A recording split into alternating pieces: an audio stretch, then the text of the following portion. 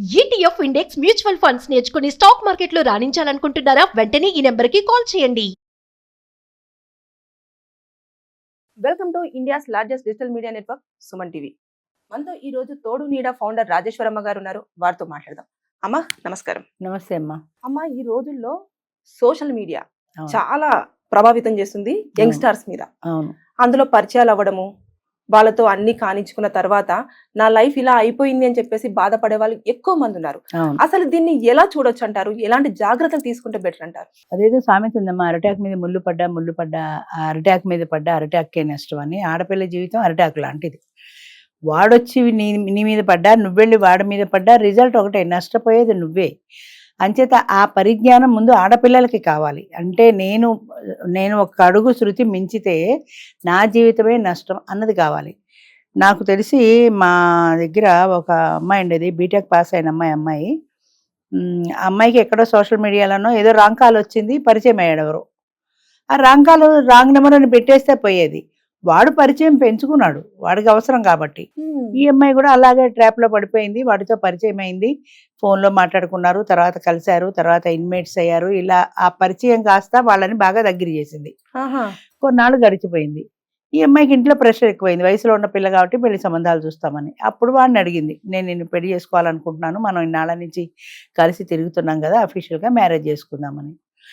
అప్పుడు ఏదో కొన్నాళ్ళు డ్రాగన్ చేశాడు. ఇంకా అమ్మాయి గట్టిగా ప్రెషర్ ఇచ్చాడికి, నాకు ఆల్రెడీ పెళ్ళయింది, నాకు కొడుకు కూడా ఉన్నాడని చావు కబురు చల్లగా చెప్పాడు. నాకు పెళ్ళయింది, కొడుకున్నాడు. అప్పటికే పెళ్ళైపోయింది, వాడు కొడుకు కూడా ఉన్నాడు. అన్ని సంవత్సరాలు ట్రావెల్ అవుతున్నప్పుడు కనీసం నువ్వు వచ్చావు, నీ ఎంతటి నువ్వు వచ్చావు కాబట్టి నేను వాడుకున్నాను. నువ్వు రాకపోతే నేను ఎట్లా వాడుకుంటాను? నీ తప్పది. నువ్వు నన్ను అడిగావా? అప్పుడే అడుగుంటే పెళ్ళి అయిందా, నన్ను పెళ్లి చేసుకొని అప్పుడే అడుగుంటే నేను అప్పుడే చెప్తాను. నువ్వు నన్ను అడగలేదు, సినిమాలు తిరిగావు, షికార్లు తిరిగావు, వీటన్నింటికి డబ్బు నేనే పెట్టాను కదా. నువ్వు బాగా జల్సా చేసావు, నాతో పాటు సినిమాలకు వచ్చావు, షికార్లకు వచ్చావు, పబ్బులకు వచ్చావు, క్లబ్బులకు వచ్చావు, లైఫ్ అంతా ఎంజాయ్ చేసావు. మరి ఏమైంది మేడం నెక్స్ట్? అంటే ఇంకా అనేదే ఉంది, ఎంతే పడదాన్ని వాడు. నువ్వు వద్దంటే నేను వెళ్ళిపోతాను, గుడ్ బై చెప్పేసాడు, వెళ్ళిపోయాడు. దీని జీవితం ఏంటి ఇప్పుడు? ఇదేం చేయాలి? ఏం చేస్తున్నారంటే చాలా మంది పెద్దవాళ్ళకి ఈ సంగతులన్నీ తెలియకుండా జరుగుతాయి కాబట్టి మళ్ళీ పెద్దవాళ్ళు ఏదో ఒక సంబంధం చూస్తారు, వీళ్ళు బుద్ధిగా తలంచుకుని తాళి కట్టేస్తున్నారు. దానికి ఒక సమాధి చేసేసి ఆ పాత జీవితానికి మళ్ళీ ఫ్రెష్గా కొత్త జీవితం మొదలు పెడుతున్నారు. అది ఒక రకం. ఇక వాడిని మర్చిపోలేక, చేసిన మోసాన్ని గ్రహించి బాధపడలేక అటు ఇటు కాకుండా ఉండేవాళ్ళు ఏడ్చుకుంటూ జీవితం అంతా అలాగే ఉంటున్నారు. నేను చెప్పేది ఏంటంటే, ఆడపిల్ల జాగ్రత్తగా ఉండాలి, ఎక్కువ జాగ్రత్త ఉండాలి. పాతకాలంలో అసలు ఆడది బయటకు వచ్చిన దాఖలాలే లేవు. చదువు లేదు, సంధ్య లేదు, నాలుగు గోళ్ల మధ్యన ఉండటమే. ఇప్పుడు ఏంటంటే చదువు, ఉద్యోగాలు పేరు చెప్పి ఆడది ఎప్పుడైతే బయటకు వచ్చిందో వాడికి మార్కెట్లో వస్తువులా దొరుకుతుంది కదా. బయట నీకు షోకేసులో పెట్టినట్టు అమ్మాయిలు బోల్డ్ మంది దొరుకుతున్నారు. ఫేస్బుక్లు, ట్విట్టర్లు, ఇన్స్టాగ్రామ్లు, ఇవన్నీ ఈ మీడియా, సోషల్ మీడియా బాగా యువతను చెడగొడుతుంది చెప్పాలంటే. ఇందులో పడిపోయి ఈ పరిచయాలు చేసేసుకుని ఒక స్టెప్ వేసేస్తున్నారు. ఆ స్టెప్ వేసే ముందు ఆలోచించుకోవట్లా, నా జీవితం ఏమైపోతుంది, వీడికి నేను లొంగితే అన్న భయం లేదు, తప్పు లేదు, పుణ్యం లేదు, పాపం లేదు, ఏమీ లేవు.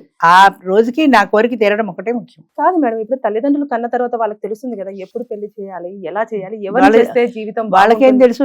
అసలు ఇప్పుడు చాలా మంది ఆడపిల్ల నా జీవితం, పూర్వం అటేడు తరాలు ఇటేడు తరాలు చూసి పెళ్లి చేయాలని పెద్దలు కూర్చుని పెళ్లి నిశ్చయం చేసేవారు. పెళ్లి అంటే అది ఒక ఫ్యామిలీ ఫంక్షన్, అది కుటుంబానికి సంబంధించింది.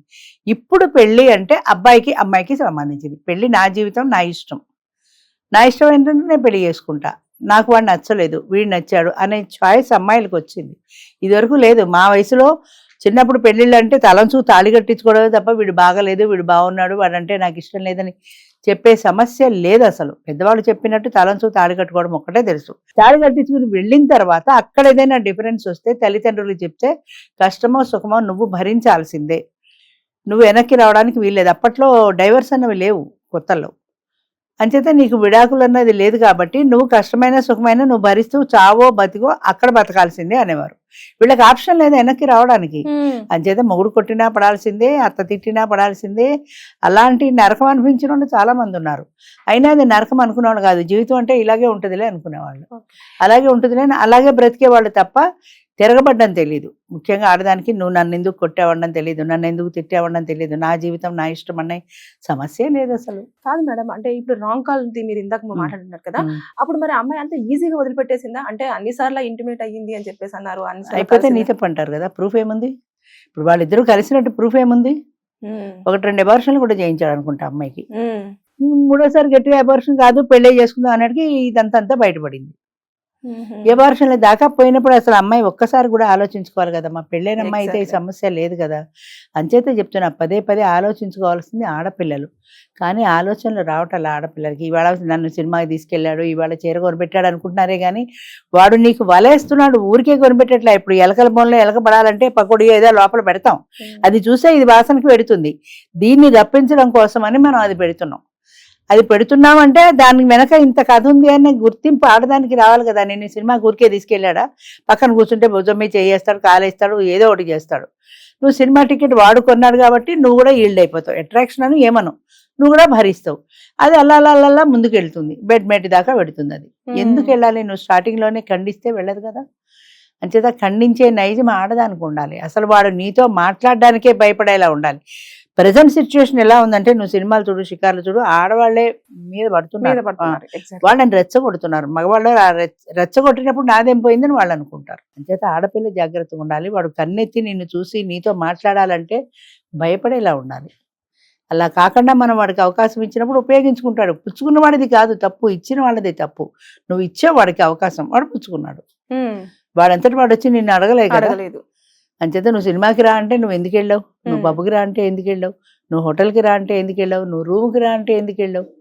ఇవన్నీ వెళ్ళింది నువ్వు కాబట్టి ఇవాళ అన్యాయం చేశాడని గొంతు చించుకోవటం కాదు, అన్యాయం చేసే ముందు నువ్వెందుకు సరెండర్ అయ్యావు వాడికి, అది ఆలోచించుకోవాలి. అంటే ఒక్కసారి అబ్బాయికి సరెండర్ అయ్యామంటే అంతే కదా, ఇంకా మళ్ళీ తిరగబడే అవకాశం లేదు కదా.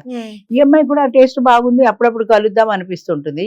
ఈ సెక్స్ అను, ప్రేమను, దీన్ని ఏమను, ఇన్ఫాక్చుయేషన్ అను, ఈ మధ్య వయసులో, ఈ 20-40 ఈ మధ్య వయసు 25 ఏళ్ళు, it is very very dangerous. ముఖ్యంగా ఆడపిల్లలకు టెంప్ట్ అవుతారు. ప్రపంచాన్ని కళ్ళు విప్పి కొత్తగా చూస్తున్నారు. 4 గోడల నుంచి బయటకు వచ్చారు, చదువునో ఉద్యోగమనో బయటకు ఎప్పుడైతే వచ్చారో ఆ రంగురంగుల ప్రపంచంలో ఉంటుంది. ఈ రంగురంగుల ప్రపంచంలో మైమరిచిపోయి ట్రాప్ లో పడిపోయారంటే జీవితం పోయినట్టే కదా. అంతే. అంచేత జాగ్రత్తగా ఉండవలసింది ఆడపిల్లలు. ప్రతి క్షణము వాళ్ళని వాళ్ళు కాపాడుకుంటూ ఉండాలి. ఎందుకంటే పేరెంట్స్ ఉంటే పేరెంట్స్ కాపాడతారు. కానీ ఇప్పుడు పేరెంట్స్ లేరు, చదువు ఉద్యోగం పేరు చెప్పి సిటీలో వచ్చేసారు. సిటీ వచ్చిన తర్వాత కొలీగ్స్ దొరుకుతారు బోల్డ్ మంది. కొలీగ్స్ లోనో, బయట ప్రపంచంలోనో, ట్విట్టర్లోనో, ఫేస్బుక్ లోనో ఎక్కడో అక్కడ ఒక పురుషుడు పరిచయం అయినప్పుడు వాడితో మనం అసలు పురుషుడితో నీకు పరిచయం ఎందుకు చెప్పు, నాకు అర్థం కాక అడుగుతాను. పురుషుడితో నీకు పరిచయం ఎందుకు? ఏ ఆడది పనికిరాలా పరిచయానికి? పనికి రాదు. ఎందుకంటే ఆ అట్రాక్షన్ పురుషుల్లోనే ఉంది. అంచేత అటే పెడుతుంది దాని మనసును నిగ్రహించుకోలేకపోవడం ప్రధానమైన కారణం అమ్మ. మనసుకి నిగ్రహం అన్నది ఉండాలి. ఇది కావాలి అంటే వెళ్ళిపోయి తినేయడం, ఇది కావాలంటే వెళ్ళిపోయి తాగేయడంలా కాదు. నీ మనసు నీ కంట్రోల్లో ఉండాలి. అది నీ కంట్రోల్ తప్పింది అంటే నువ్వు జారిపోయినట్టే, ఇబ్బందుల్లో పడ్డట్టే. అయితే ఏంటంటే ఇప్పుడు దాన్ని పాత కథని మాపేసి మూత పెట్టేసి మళ్ళా కొత్త పెళ్లి కూతురులే తలంచుకుని తాళి కట్టించుకుంటున్నారు, కొత్త జీవితం మొదలు పెడుతున్నారు. ఇప్పుడు మగపిల్లలది సమస్య. పెళ్లి చేసుకోవాలంటే అది అసలు కన్య అవునా కాదా, వర్జిన్ అవునా కాదా, నేను ఎవరిని పెళ్లి చేసుకుంటున్నా అన్న సమస్య, టెన్షన్ మగవాడికి, ఆడదానికి లేదు. అలాని వర్జిన్ టెస్ట్ చేయించలేరు కదా పెళ్లి కూతురికి. అంచేత ఇప్పుడు అది వర్జిన్ అవునో కాదో తెలీదు, దానికి అన్యాత్మ పరీక్ష చేయించలేడు, నమ్మి పెళ్లి చేసుకోవాల్సిందే. అంతే, ఇక ట్రస్ట్ అంతే. అంతకంటే వాడికి వేరే ఆస్కారం కూడా లేదు. బిఫోర్ మ్యారేజ్ ఎలా ఉన్నా పర్వాలేదు, ఇప్పుడు మగవాడు ఎలా ఉన్నా అంతే, ఆడది చేసుకోవట్లా. ఒకప్పుడు ఏంటంటే మగవాడు ఎన్ని తిరుగుళ్ళు తిరిగినా అది నమ్మి చేసుకునేది. వాడి తిరుగుళ్ళు తెలిసినా తెలియకపోయినా భరించేది, సహించేది. ఇప్పుడు అది రివర్స్ అయింది, మగవాడికి వచ్చింది అది. అంచేత దాన్ని నమ్మి భరించవలసిందే, సహించవలసిందే. ఎన్నాళ్ళు మగవాళ్ళ దాష్టికం చెల్లుతుంది, ఇప్పుడు ఆడవాళ్ళు పై చేయింది, వాళ్ళు కూడా తిరుగుతారు. అమ్మాయిలు జాగ్రత్తగా ఉండాలని, అబ్బాయిలే జాగ్రత్తగా ఉండాలి. అంతే, అమ్మాయిలు కాదు, అబ్బాయిలే జాగ్రత్తగా ఉండాలి. అదే చెప్తున్నా, అమ్మాయి మీద పడితే నువ్వు జాగ్రత్త పడాలి. ఒక్కొక్క ఆడది ఉంటుంది. ఇప్పుడు ఈ కేసులో అది రివర్స్ అయింది, అది వేరే విషయం అనుకో. ఒక్కొక్క ఆడది మనం బయట వింటుంటాం, జాకెట్ చింపేసుకుని రోడ్డు మీదకి వెళ్ళిపోయి నన్ను బలవంతం చేశాడు అని పని వాళ్ళు సినిమా స్టార్ మీద కూడా పెద్ద గొడవ అయింది అని గోల చేసే రోజులు వచ్చాయి. ఎవరినైనా నువ్వు ఇంటికి పిలిచి మాట్లాడాలంటే భయపడే రోజులు వచ్చాయి. అమ్మో నేను మగాడిని, అది ఆడపిల్ల, అది ఇంటికి వచ్చి నన్ను ఏం చేస్తుందో అని భయపడే రోజులు మగవాడికి వచ్చాయి. ఏజ్ గ్రూప్ తో సంబంధం లేదు అసలు ఏజ్ గ్రూప్ సంబంధమే లేదు. అంతే, అమ్మాయి అయితే చాలు. అంతే. థ్యాంక్ యూ అమ్మా. నమస్తే అమ్మా.